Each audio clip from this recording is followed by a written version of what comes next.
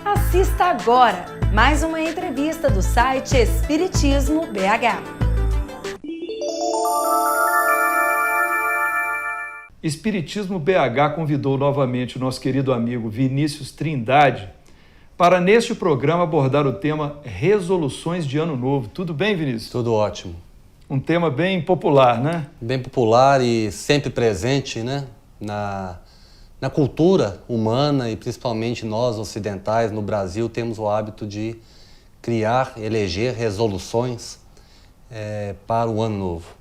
Vinícius, por ser uma proposta que se insere na cultura de muitos países, nós intitulamos esta entrevista Resoluções de Ano Novo. Por que as pessoas sentem necessidade de se comprometerem a mudanças em certa época do ano? A necessidade da mudança ela é intrínseca ao espírito. Mesmo as pessoas que não são espíritas, elas são espíritos.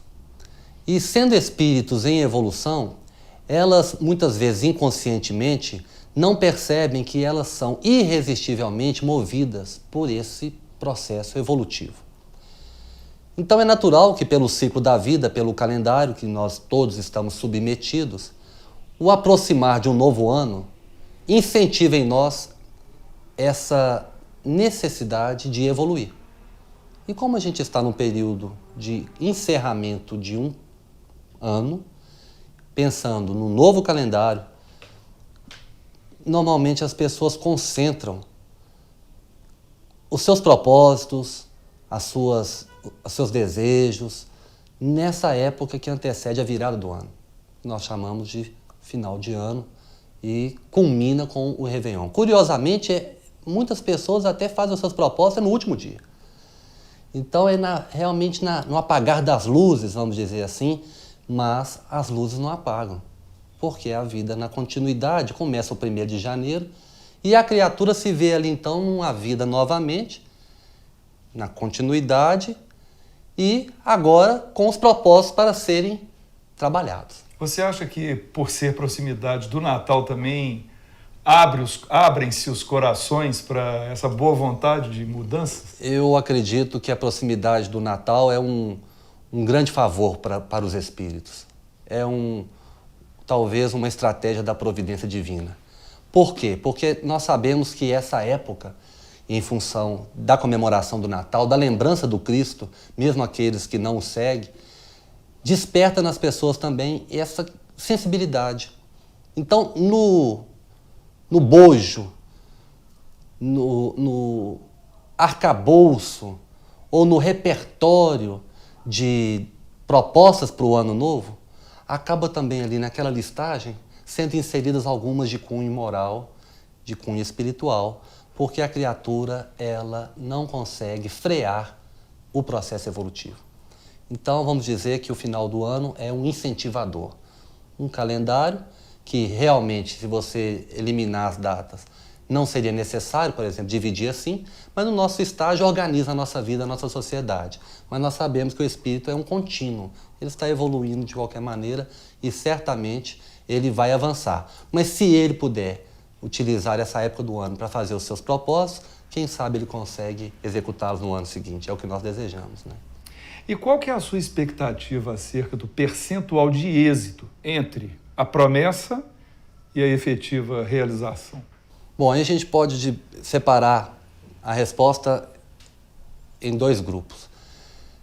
A minha expectativa, ela espiritualmente é muito grande. Vamos dizer que nessa abordagem a minha expectativa ela é a expectativa da esperança, do otimismo. Eu trago em mim a expectativa que todos consigam realizar os seus propósitos. Mas a vivência, a experiência do dia a dia, nos relacionamentos, o que eu percebo é que muitas das resoluções, das decisões, dos propósitos feitos no ano anterior não chegam nem ao 1º mês do ano seguinte. E nós vamos, ao longo desta reflexão, tentar identificar algumas razões. Mas, infelizmente, muitas dessas resoluções, elas não chegam ao 1º mês. Muitas vezes são restritas e limitadas ao mês de janeiro. Isso acontece com frequência e as pessoas, mesmo, vamos dizer assim, confessam, né, que elas fizeram propósitos, mas que em pouco tempo elas abandonaram. Essas mudanças, né, do meio externo e do íntimo da pessoa provocam medo? Por que as pessoas tanto se julgam incapazes de realizar? Aparentemente é um paradoxo. O espírito, a criatura, tem a necessidade da evolução, tem a necessidade da mudança, precisa mudar para acompanhar a própria evolução do planeta no qual ela está inserida, mas a mudança gera uma insegurança. É curioso pensar que nós cultivamos essa insegurança na mudança, mas nós chegamos aqui graças à coragem de mudar. Se nós estamos nesse atual estágio, que não é o primeiro, se não é o primeiro, nós ultrapassamos outros. E essa sucessão de mudanças que a criatura vai percorrendo demonstra como ela é forte, como ela é corajosa e como ela tem potencial de evoluir. Mas o medo é proporcional ao desconhecimento. Então, no caso da doutrina espírita, que revela a existência do mundo espiritual, que nos explica a razão da existência, que dá significado a cada uma das vidas que aqui se interligam no dia a dia na nossa sociedade, o medo deveria ser cada vez menor, a ponto da criatura enfrentar um ano novo com resoluções cada vez mais essenciais na vida delas e com mais tranquilidade e harmonia. Então, eu estou percebendo que você está associando conhecimento do espiritismo, da doutrina espírita, dos seus fundamentos, a uma felicidade, uma segurança maior. É isso que É isso mesmo. É essa associação necessária para que a criatura alcance aquilo que ela deseja, que é uma harmonia do seu espírito, refletindo na saúde psíquica, na saúde orgânica, e assim uma criatura mais plena, mais integral com ela própria, né? E o que motiva mais o esforço de realização? A visão de unicidade ou de multiplicidade da existência? Bom, a visão da unicidade, ela aparentemente não deveria motivar, porque se a criatura ela tiver a noção clara e a certeza de que a sua vida se esgota com a morte, ela não teria uma motivação por si mesma. Porque ela pensaria assim, eu vou me melhorar, eu vou cumprir essas resoluções, eu vou viver uma vida melhor, mas eu não sei por quanto tempo, e depois tudo isso vai se desfazer no nada. Se bem que muita gente pensa assim, mesmo. Pensa assim e vive dessa forma. E nós acreditamos que seja um dos fatores que leva a criatura a abandonar suas resoluções, né, seus propósitos. Agora, no caso da multiplicidade ou multiplicidade das existências, que é o que muitas religiões têm como princípio, e é o caso da doutrina espírita, é por si só extremamente motivador. Porque se eu penso que eu existo numa vida encarnatória, mas que além dessa vida encarnatória, dessa fase atual, desse estágio, eu terei a continuidade, eu prefiro e eu devo desejar uma continuidade cada vez melhor. Então, se eu aplicar belos propósitos na minha vida hoje, a minha próxima existência, na multiplicidade, certamente será uma vida em que eu poderei colher os benefícios das resoluções cumpridas. Então, eu não tenho a mínima dúvida que a criatura espiritualizada, que vive o dia a dia, lembrando e agindo conforme a multiplicidade da existência, pensando na vida futura, ela tem por si só uma capacidade, um potencial, e aí sim, a minha expectativa aumenta muito deste ser, dessa criatura, conseguir realmente avançar pelas suas decisões. Vinícius, eu vou fazer um pressuposto agora, de que as promessas laboriosas de realizações no âmbito material ou físico, elas são mais numerosas que as propostas de mudanças na conduta moral e espiritual. Por que isso aconteceria? Isso acontece mesmo. Quando nós acompanhamos no noticiário, nos jornais, revistas, os artigos, as reportagens sobre esse assunto, normalmente o que é abordado são as resoluções de cunho material.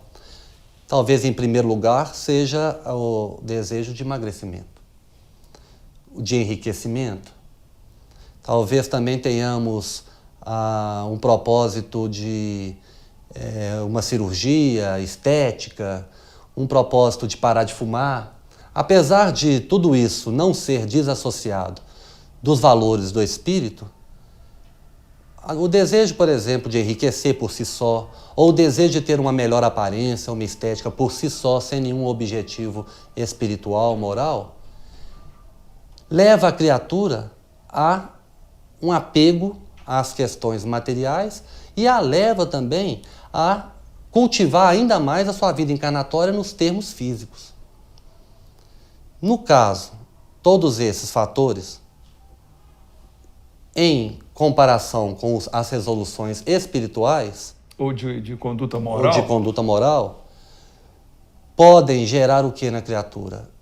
Uma decepção depois, uma desilusão. Por quê? Porque ao se desvencilhar do corpo, tudo aquilo que era uma resolução unicamente ligada aos aspectos físicos se desfaz junto com o corpo. Então, quando a criatura tem a espiritualidade, a visão, né, maior, no campo amplo do espírito, ao ponto de poder eleger questões espirituais, ela então tem muito maior condição de executá-las. E isso a gente percebe claramente no dia a dia. Nós temos que lembrar que nós ainda, enquanto espíritos, habitamos um corpo ainda muito ligado à matéria. Esta que é a questão. Olha, eu aprendi com a doutrina espírita e muitas vezes tentando compreender a espiritualidade, as suas mensagens, que a espiritualidade não tem pressa. Nós, muitas vezes, somos apressados porque estamos desconfortáveis, porque nós já estamos sentindo a necessidade da mudança, do avanço. Isso nos torna, às vezes, muito ansiosos. Por quê? Porque a gente percebe a necessidade e a velocidade que nós gostaríamos de imprimir a esta evolução, a gente, às vezes, não consegue, porque ainda estamos muito ligados à matéria.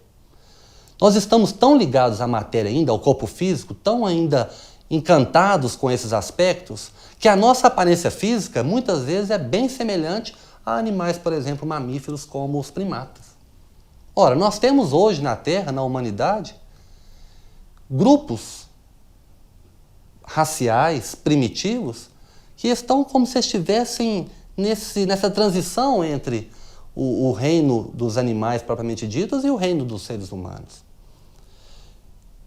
Recentemente, pesquisa bastante atual, realizada na Universidade de Oxford, demonstrou que dos 12 centros analisados neuronais, sistema nervoso com rede de neurônios, 12 que foram comparados entre os macacos primatas e o ser humano, 11 reagem da mesma forma.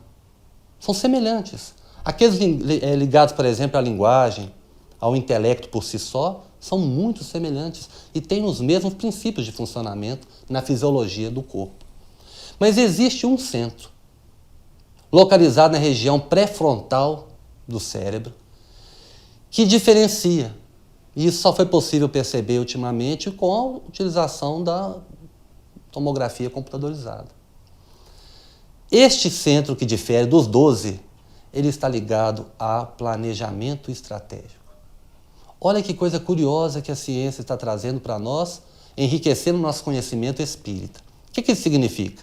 Que entre nós e animais como os gorilas, chimpanzés, orangotangos, nós temos um aparato cerebral semelhante. Mas o que nos diferencia desses animais? A capacidade de planejar.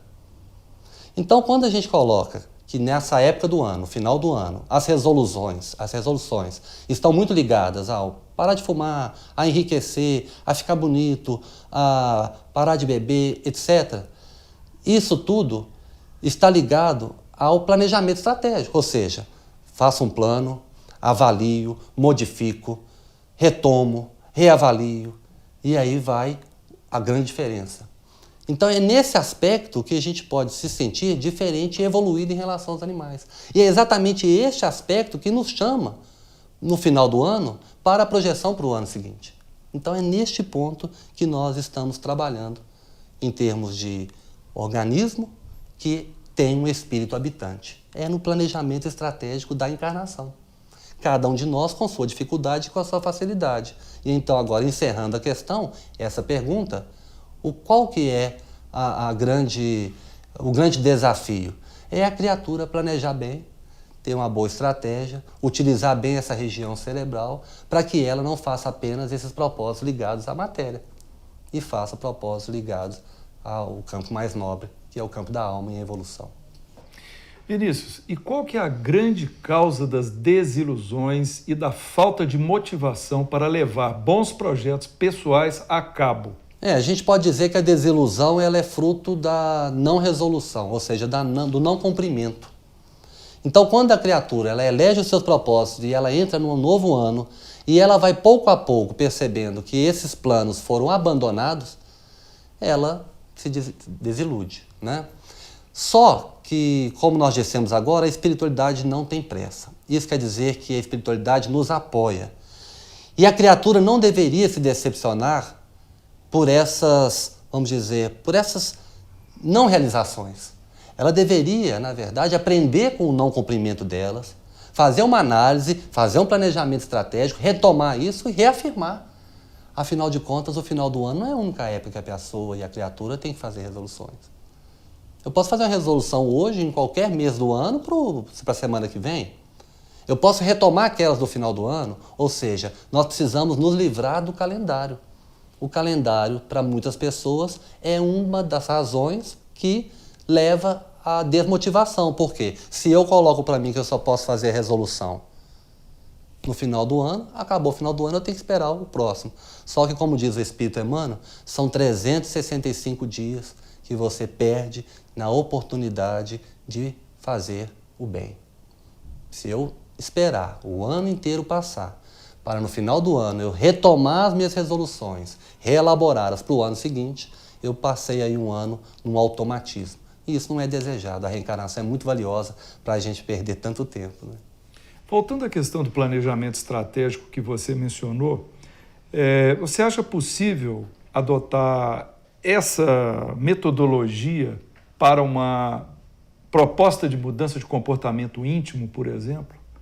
Você querer mudar a sua conduta em alguma coisa que você observe que a sua conduta não está correta. Aí você pretende deixar, né, por exemplo, de ser irritadiço ou ciumento, ou deixar de falar certo palavreado. Há como fazer um planejamento para isso? Há como fazer um planejamento para isso. E, curiosamente, aquilo que é apresentado para o mundo, até para o mundo dos negócios, até para o mundo da economia, para o mundo do empreendimento, pode ser aplicado na vida pessoal. Então, recentemente ouvi a presidente da Sociedade Brasileira de Coaching, que é hoje uma das estratégias, né, de planejamento pessoal, para que as pessoas possam cumprir as suas metas, mas muito voltado para o mundo dos negócios, dos empreendimentos pessoais. Ela colocou alguns itens que eu apoderei deles para tentar colocar como uma possibilidade de aplicação na vida espiritual. Então, primeiro item que ela coloca, o nome dessa presidente é Flora Victoria, presidente da Sociedade Brasileira. Primeiro, identifique os seus pontos fortes. Então, o Espírito Emmanuel, na lição Renasce Agora, do livro Fonte Viva, ele diz que a gente não tem que abandonar tudo, porque isso é desmotivador. A pressão que a gente coloca para nós mesmos de ter que abandonar tudo o que a gente faz, como se nada que nós somos ou fazemos tem utilidade, é extremamente até perigoso, porque a criatura se sente completamente desamparada, sem recursos, sem apoio. Então, olha que coisa curiosa, é uma sugestão para o mundo empresarial. Identifique os seus pontos fortes. O Espírito Emmanuel fala diferente. Não desfaça de tudo. Guarde o que for bom, útil, nobre. Ou seja, identifique em você aquilo que você tem de bom e se apoie nisso para cumprir as suas resoluções. Então você imagina o que é uma criatura no final do ano pensando assim, puxa vida, eu tenho isso aqui tão bom, por que eu não utilizo isso para cumprir uma meta, para avançar, para conseguir elevar o meu espírito? Essa é a primeira questão. Segundo, estabeleça meta e prazo. São expressões do mundo dos negócios. É o mundo corporativo. O mundo corporativo.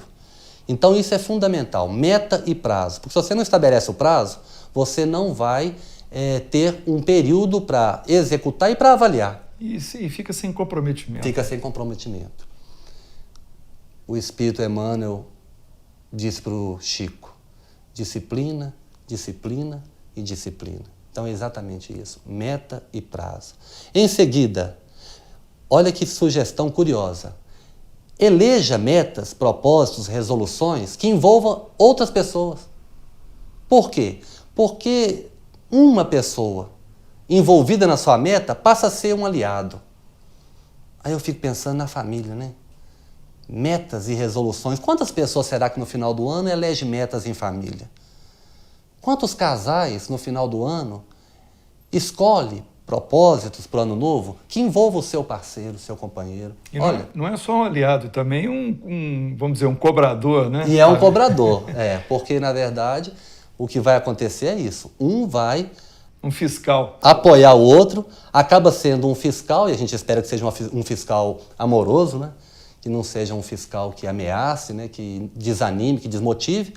Mas você envolvendo outras pessoas, você acaba criando um elemento de maior expectativa de sucesso, porque você sabe que você não está sozinho. Eu lembro que quando eu estava na universidade, muitas pessoas acabavam se matriculando em cursos assim, vamos nós dois, vamos fazer? Né? Vamos fazer esse curso, essa pós-graduação, essa especialização. Por quê? Porque aquele dia que você está desanimado, você fala assim, não, você vai. Né? E na casa espírita, na religião espírita, é a mesma coisa. Né? Se você tem a família, né? Aqueles que têm a bendita família junta no mesmo propósito, está aí uma meta, né? Com prazo. Que prazo é esse? O prazo da gente frequentar, aprender, utilizar as tarefas e crescer junto. Então, terceiro item. Em seguida, identifique o que é importante você aprender e mudar. Então, essa proposta do coaching é também uma proposta espiritual, mas é uma proposta de conheça-te a ti mesmo, que é a base da evolução do espírito. Então eu preciso saber do meu potencial, mas eu preciso também identificar assim, o que é que eu preciso melhorar? Porque senão eu não sei eleger a meta e nem o prazo, porque o prazo depende da meta, né? Metas mais, vamos dizer assim, mais audaciosas exigem um prazo mais longo. E metas mais simples, um prazo mais curto. Mas a vantagem da meta simples, o prazo curto, é que logo que eu cumpro eu posso criar outra. Eu não preciso esperar o final do ano. Né? Então, o que eu preciso melhorar? O que as pessoas dizem que eu não faço bem? Que tipo de relacionamento que eu tenho e que normalmente o conflito, a dificuldade surge e as pessoas me indicam, sinalizam que ali eu poderia melhorar. Então, identificar onde é o meu ponto fraco. Né? E, finalmente, esse é o que eu mais gosto. Crie estratégias para lembrar. Eu não tenho a mínima dúvida que uma das razões que leva a criatura a terminar o ano com belíssimos propósitos, começar o ano bem incentivada, bem entusiasmada, mas aquilo ali se desfazendo ao longo do dia a dia, do cotidiano, é que a criatura não cria com inteligência estratégias para ela lembrar daquelas metas. Né? Hoje existe até aplicativo. No ambiente do coaching, existe aplicativo para a criatura não perder aquelas metas. Ou seja, não chegar ao final do prazo e falar assim, uai, mas já? Não. Aplicativos que te ajudam no processo, ao longo do processo. O que seria um aplicativo para ajudar a criatura a evoluir moralmente? Culto no lar é uma boa aplicação. Porque o culto no lar vai te fazer semanalmente lembrar que você elegeu propósitos para o ano novo. Propósitos espirituais. Participação de uma comunidade cristã. Participar de um grupo que tem metas e prazos de amor ao próximo. Outra, mais simples, agenda. As pessoas não usam a agenda de maneira devida. Até uma agenda ajuda a criatura a recordar que ela fez um propósito, por exemplo, de ficar mais tolerante diante de reuniões de família, por exemplo. Que muitas pessoas têm dificuldade. Quantas reuniões de família existem ao longo do ano e quantas a gente sai dessas reuniões um pouco assim, olha, não me portei bem, não foi legal, não é? Então, às vezes, ali com a agenda fala, olha, reunião de família. Oração, preparação, humildade, simplicidade, tolerância, né? Espírito cristão, geladeira com imã. Parece brincadeira, mas está ali para você olhar. Um livro no carro, né? Um livrinho de bolso, no momento que você está no sinal, você faz uma leitura. E assim a criatura vai, ao tempo todo, ao longo do ano, recordando os seus propósitos, as suas metas e seus prazos. Então, isso parece bobagem, mas com certeza, lembrando do nosso querido Chico, é a disciplina da reforma íntima. É isso que vale. Renovação. Nós vamos repetir. A doutrina espírita tem um compromisso com a renovação. E é isso, né? O Espírito, hoje, né, de João, na época do Cristo, ele deixou bem claro para todos nós. É muito importante nascer de novo. Aquele que não nascer de novo não pode entrar no reino dos céus. Então, nascer de novo, para nós, cristãos, é também essa mudança no dia a dia após dia. Você me fez recordar que, alguns anos atrás, nós tivemos um livro novo no mercado que chamava-se Inteligência Emocional. Isso que você está dizendo de uma estratégia de alteração de conduta moral, não seria uma inteligência espiritual? Derivada de uma inteligência moral. A inteligência espiritual, ela surge com o desdobramento das demais inteligências. Mas as demais inteligências compõem o espírito. Quem é inteligente é o espírito. A inteligência espiritual, ela talvez seja a última, mas a mais preciosa a despertar. Porque se você pensar, por exemplo, na inteligência como por si mesma, na inteligência intelectual, como ela é importante, e ela foi importante, por exemplo, nessa transição entre o reino animal e o reino nominal. Se você pensar, por exemplo, na inteligência musical, essa das artes, né, que é uma das inteligências morais, como que ela é importante em termos de sociedade, da comunicação, da criação da cultura. Mas a inteligência espiritual é aquela que ultrapassa todas essas porque nós somos espíritos. Então, nesse sentido, é aquela que nós mais precisamos agora avançar e desenvolver. E quando você fala em estratégias, novamente, em planejamento, nós lembramos agora que no livro Diálogos e Recordações, ocorre uma citação de um comentário de Emmanuel dizendo que em 2057 a Terra estará em processo avançado de regeneração. Ora, se o Espírito Emmanuel revelou a Chico que 2057 é um ano precioso em que a humanidade estará, talvez em sua maior parte, em regeneração, podendo já ser considerado, então, uma fase regenerativa, a espiritualidade tem planejamento. Tem meta e tem prazo. Então, nós precisamos viver condizentemente a espiritualidade, porque ela nos assiste, nos apoia, nos movimenta, nos conduz, nos orienta. Então, veja que interessante, 2057, está perto. O que pode acontecer até lá? Criaturas com resoluções cada vez mais espiritualizadas, utilizando inteligência espiritual para modificar a sua vida e modificar o planeta como um todo. Você já pensou o que é um ano novo, com grande parte dos seus habitantes cumprindo e se dedicando, movimentando seus recursos para realmente renovar-se? É um paraíso a caminho. Muito bem, vamos falar de responsabilidades. A transferência psicológica de certas responsabilidades pessoais para os espíritos, por exemplo, é um sintoma de negligência? Negligenciar é desconsiderar, é não reconhecer a capacidade de utilizar o recurso. O negligente é aquele que tinha condições de agir corretamente e ele menospreza. Você falou colocar, por exemplo, nos ombros dos espíritos as responsabilidades da renovação. e a gente fica pensando que em qualquer religião há esse risco. Às vezes é um pastor, às vezes é um padre. Antigamente, né, a gente ouvia falar dos gurus no Oriente. Então todos, no seu esforço religioso, que se apoiam e que passam de maneira realmente negligente, ou seja, de maneira irresponsável, a depositar nos ombros do outro essa carga da mudança, leva a um atraso no caminho evolutivo. E é tentador. É muito tentador porque nós falamos do medo, nós falamos ainda da nossa ligação muito íntima ainda com a materialidade. Então, passar para o outro uma responsabilidade que é minha é extremamente convidativo, porque aí eu me eximo da responsabilidade. O processo é exatamente o contrário.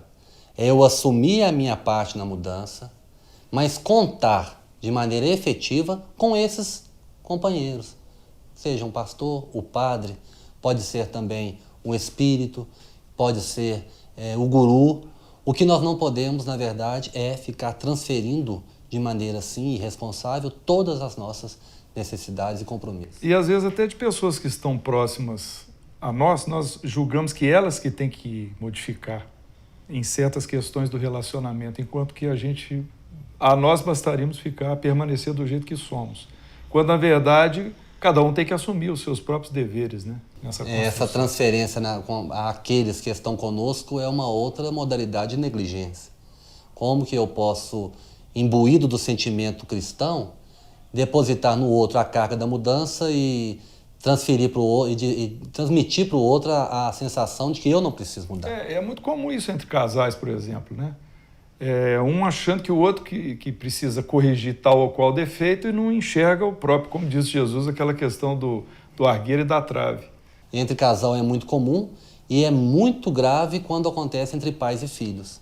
Porque o pai e a mãe, como tem, vamos dizer assim, por si só, por ser pai e mãe, uma autoridade, se eles dizem que os filhos têm que mudar, mas que eles não vão mudar, ou que eles já são muito velhos para mudar, ou que eles não terão tempo para mudar, isso para os filhos não é um exemplo a ser seguido. Porque a criança, os jovens, eles são espíritos também. Muitas vezes milenares. Então, essa determinação de faça o que eu faço, mas não faça o que eu falo, mas não faça o que eu faço, acaba sendo para o outro motivo de desmotivação, né? Então, falta o exemplo. Por isso que a família é, para os espíritas e para qualquer religião cristã, o núcleo da renovação. Por isso que se evolui junto, por isso que se reencarna em grupos, por isso que a ocupação do planeta Terra foi em grupos, por isso que existem as raças, por isso que os afins se aproximam. É porque é nessa comunhão, nessa troca, que um, modificando o outro, faz com que todo o grupo se eleve, né? Isso é fundamental, de grande importância. E olha que nós temos, na opinião de Emmanuel, um grande dificultador, que é o desculpismo. Existe uma lição do livro Palavras de Vida Eterna, que o Espírito Emmanuel comenta sobre uma passagem do Evangelho, traçando ali um problema que é muito comum, infelizmente, no planeta, que é essa transferência, né? Cada um de nós tem uma desculpa para não ter cumprido aquela resolução. Essa que é a verdade. Se fôssemos, por exemplo, um tribunal, no final do ano, e ali alguém nos colocasse, olha, no final do ano passado você disse que faria isso, você se propôs a isso. Se fossem 10 resoluções, provavelmente nós teríamos desculpa para as 10. E o curioso, que é um agravante, mas que nós temos que ter consciência, no âmbito que nós estamos, no meio que nós estamos, as desculpas são muito aceitáveis. Então, se eu digo para uma pessoa, por exemplo, que eu não tive muito tempo neste ano para me dedicar às questões da alma, a outra pessoa vai falar assim, realmente a vida está muito agitada, eu também não tive. E isso é muito bem aceito. Então, no meio familiar, o que acontece? Uma distribuição de desculpas ali em que um reforça o outro na sua ineficiência ao cumprir aquela resolução. Então fica tudo bem, eu não consegui cumprir, você também não. E nós todos vamos continuar onde estamos. Só que onde nós estamos não está muito agradável, então não é muito inteligente nós utilizarmos desse hábito do desculpismo para ficarmos onde estamos, né? Ou seja, estacionados. Então é importante nas nossas estratégias relembrar disso. Será que nós não estamos sempre com o vício da desculpa, ou seja, sempre com uma consideração a fazer e transferindo para aquilo ali, mais uma vez, de forma negligente, a causa e o motivo da nossa não resolução cumprida.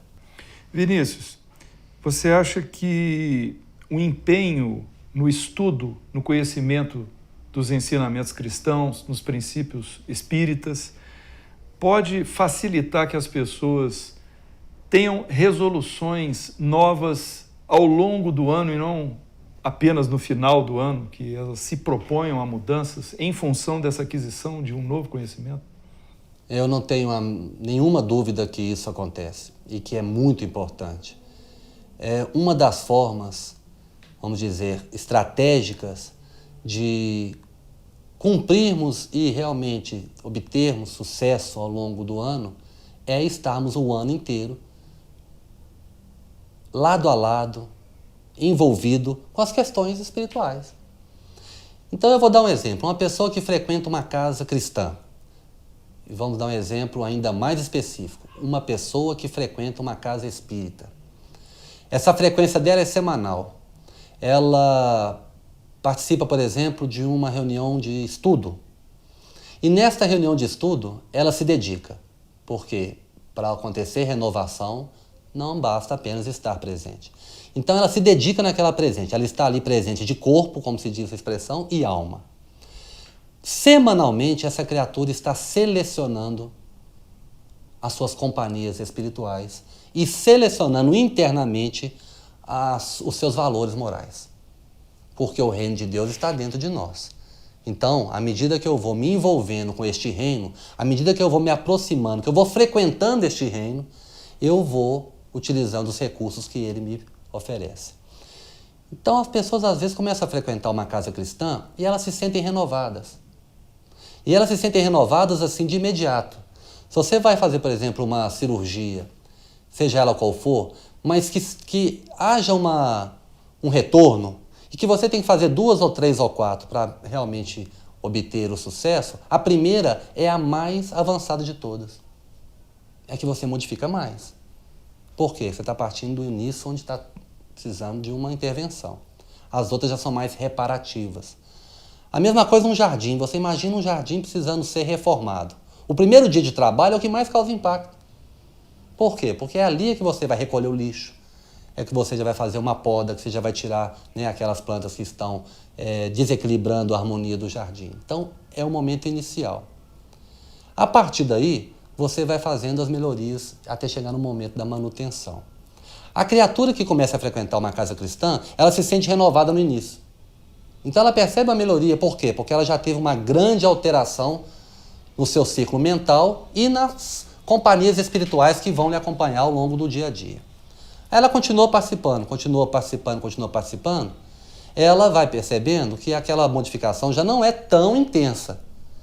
Mas aí entra no grande defeito e o grande obstáculo do espírito encarnado na Terra no nosso nível. Nós somos muito de projetos iniciais, mas nós somos muito pouco na manutenção. Então você imagina, por exemplo, casal, como que casam apaixonados e a dificuldade de manter. Imagina, por exemplo, um curso que nós começamos estudando, alguém que começa numa religião, como que começa muito empolgado. Tudo que nós iniciamos, a gente inicia com muita intensidade. Com muita intensidade. E aí depois que aquilo já não é mais novo, mesmo continuando a ser útil, as criaturas tendem a desmerecer, a deixar de se envolver. Então você vê, por exemplo, na cidade. A cidade fica, qualquer cidade do planeta, ela no início ela se transforma pelas obras, mas o trabalho de manutenção só para os países bem desenvolvidos, que já ultrapassaram essa aparência de fazer a modificação só por fazer. Então, no nosso estágio aqui, por exemplo, o Brasil, considerado em desenvolvimento, a gente faz obras, a gente reforma, a gente sinaliza, a gente constrói, mas a manutenção deixa a desejar. A mesma coisa acontece com o espírito. Então, a criatura que ela tem como uma resolução para o ano novo, realmente participar e se envolver com o cristianismo, ela vai ter ao longo do ano condições melhores para cumprir as outras metas. Então, sem que você tivesse me perguntado, eu acabei elegendo a resolução MOR, a resolução principal de ano novo, de um ano todo, que é seguir o Cristo, tentar imitar o Cristo, tentar viver os seus ensinamentos, conhecer as parábolas e tentar cumprir as parábolas no dia a dia. Ler uma mensagem de manhã cedo, por exemplo, de um livro com um cunho cristão e tentar viver aquela mensagem. Quantas pessoas leem as mensagens, por exemplo, espíritas, que os espíritos pela mediunidade nos trazem, mas leem e acham que por si só estão renovadas. Não, é preciso ler e naquele dia tentar cumprir. Veja então que a resolução não precisa ser para o ano novo. A resolução pode ser às vezes para a próxima hora, a hora seguinte, ou à tarde, ou à noite. Então a gente vai desfazer o calendário, ficando livre deles, porque às vezes o calendário ele engessa, ele nos imobiliza. É como nós dissemos e vamos repetir. Se eu não conseguir, já abandonei as resoluções para o ano novo, eu não posso esperar até o final do ano, para esperar o Natal, para lembrar do Cristo, para fazer a minha eleição do que eu vou mudar no ano que vem. Eu não posso perder, como diz Emmanuel, 350, 340, 300 dias da minha encarnação, porque a encarnação é uma preciosidade. E a encarnação, é bom deixar bem claro, ela é uma das minhas metas. E ela tem prazo. Essa é uma questão muito séria. E encarnação é uma meta que nós aceitamos e tem um prazo. Ela tem início, tem meio e tem fim. Qual será o grande objetivo da minha encarnação? Qual deve ter sido as resoluções que eu fiz? Não é para o ano novo, não, é para a vida nova. E será que meu prazo esgota quando? E se esgotar amanhã? Quantas das resoluções eu consegui cumprir? Então não percamos tempo. Com o Cristo e com a doutrina aliados, nós conseguiremos vencer. O Cristo disse, eu venci o mundo. Nós temos que repetir essa frase do Cristo. Iris, queríamos te agradecer por essa participação. Olha, eu só tenho em meu coração a gratidão pela oportunidade de poder compartilhar um pouco do que eu compreendi do Evangelho e do Espiritismo.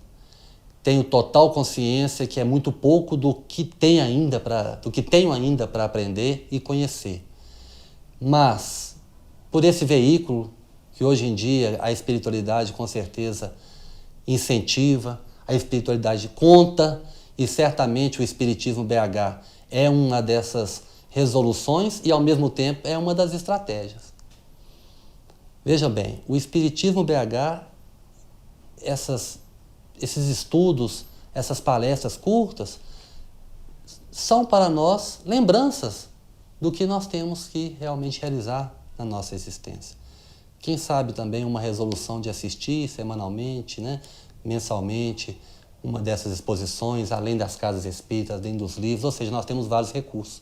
E eu termino a minha fala, mais uma vez, exaltando e demonstrando a minha gratidão por fazer parte desse projeto, desse recurso e dessa meta. Que Jesus nos abençoe. Assim seja.